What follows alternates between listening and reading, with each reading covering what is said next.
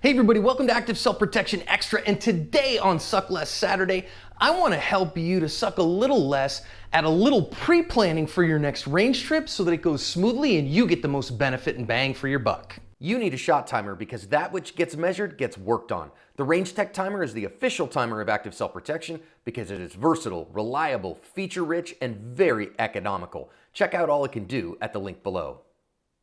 So I get it, ammo is still expensive, it can be hard to find, specifically at your local store or whatever, and that means every range trip has to be just right. You can't waste time in farting around at the range. Usually it depends on the range. Some ranges is all day price, but a lot of ranges, especially indoor ranges, you're paying by the hour to go.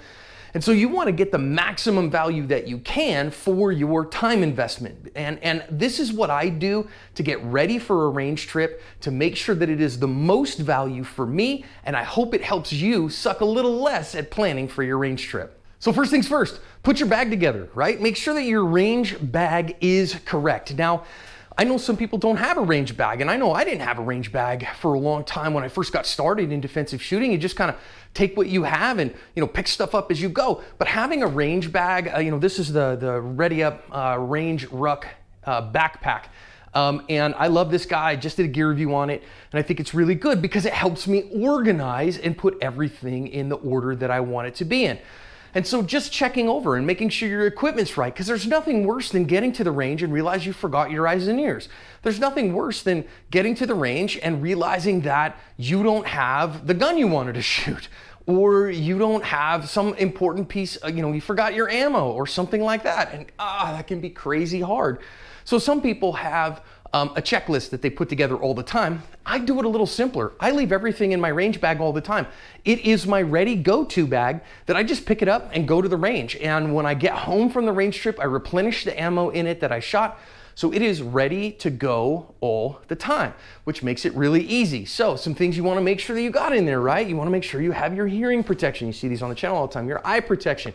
You also want to make sure here, I always keep right in here my first aid kit that comes out and sits on the counter. Now, you know that I always have my ankle kit on me as well, but that's a stouter range kit. And so I have that as well as a dump pouch if I want to be running that kind of stuff.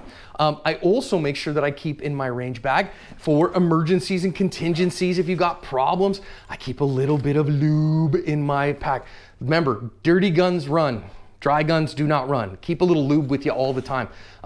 This particular lube is a Lucas gun oil. This stuff works great. I'm not shilling gun oil or anything like that today. I'm just telling you. I've also got my gun tool, those kinds of things. Turn the light on, taking it out because guns break. So having a tool that you can fix gun stuff, like little gun stuff as it comes up, I think is important. Now, I think also over here, I will show you, I load magazines. Right? So I take a bunch of magazines, and you know me, I take a lot of magazines. I have a lot. Yes, I shoot an HK. Yes, they cost me 50 bucks each. HK has sent me some, but I bought an awful lot more, and I don't care that it's expensive. When I go to the range, I want to shoot. I don't want to load magazines.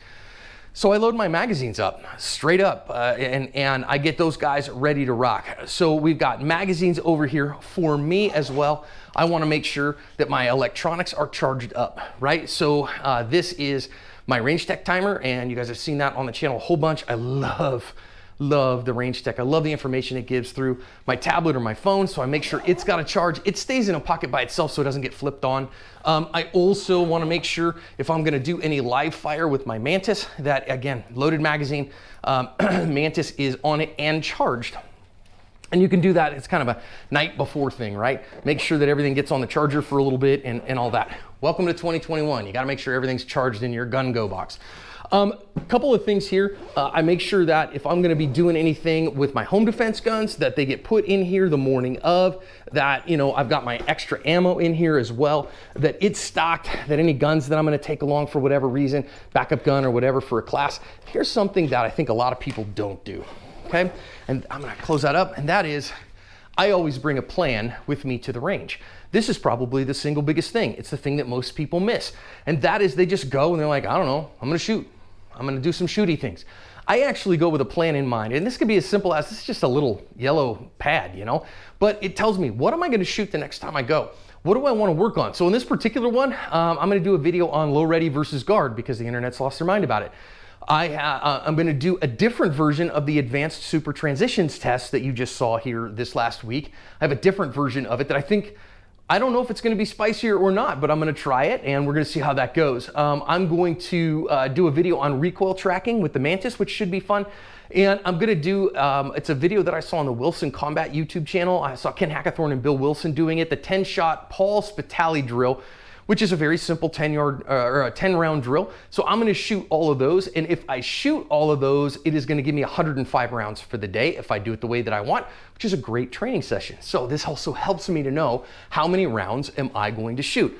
If you do something like this, now maybe you might say, I don't know what I want to shoot. Well, maybe grab a couple of the drills on the channel. We shoot different shooting drills on the channel literally all the time. And you go, hey, I'm going to shoot the 10-round skill check. I'm going to shoot the casino drill. I'm going to shoot Chuck Pressburg's no fail. Whatever it is you want to do. I'm going to shoot the advanced super test. I'm going to shoot the advanced super transitions test.